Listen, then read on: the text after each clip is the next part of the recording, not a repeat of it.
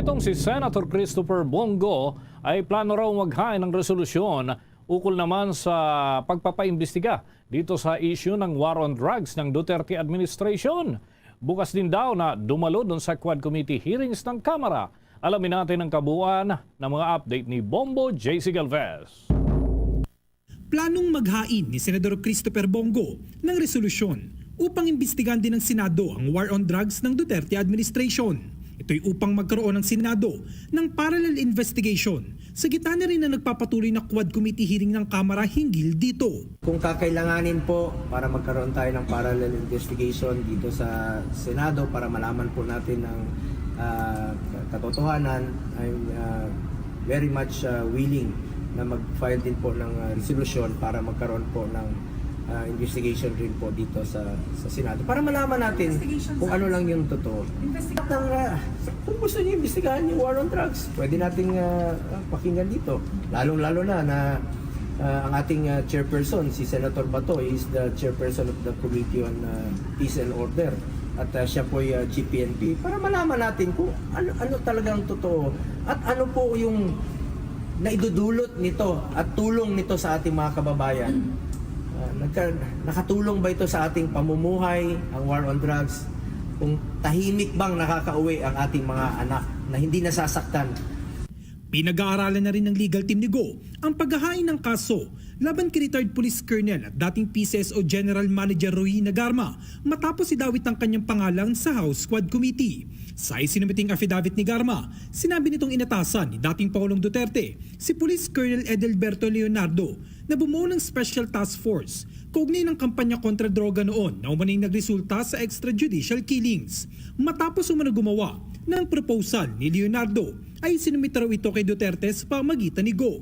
Bagay naman na pinabulaan ng senador. Anya, bilang special assistant ng presidente noon, ang trabaho niya lamang ay mag-schedule ng appointments at presidential engagements. Samantala, bukas naman si Go na dumalo sa House Quad Committee. Ngunit anya, nirerespeto niyang interparliamentary courtesy ng Kongreso. Ako naman, kung kailangan, bakit hindi? Gusto natin ng katotohanan. Kaya lang po, meron tayong interparliamentary courtesy. Kaya nga po, pwede kaming mag-hearing din po dito sa Senado kung kakailanganin. Gusto lang natin yung totoo. Gusto kong malaman yung totoo lamang po. The truth. Katotohanan lang. Anytime po, kung kakailanganin, anytime po. Dahil gusto kong malaman, gusto natin malaman, mga kababayan natin, ang katotohanan. Tinumbok naman ni Go na tuwing binabanggit daw ni dating Pangulong Duterte ang war on drugs sa kanyang mga State of the Nation address ay todo palakpak ng lahat. Ngunit tila ngayon anya ay bakit sinisising dating Pangulo hinggil dito. 6 na SONA tuwing binabanggit ni dating Pangulong Duterte ang war on drugs, nagpapalakpakan po ang lahat. Standing ovation po ang Kongreso at ang Senado. Dahil ramdam nila na may pagbabago po at tinupad ni dating Pangulong Duterte ang kanyang pinangako noon. Standing ovation. Tapos bakit ngayon sinisisi siya? Bakit ngayon mag-isa na lang siya? Di ba kayo nakinabang? Di ba nakinabang ang mga kababayan nating Pilipino? Yung mga anak natin na hindi nasasaktan?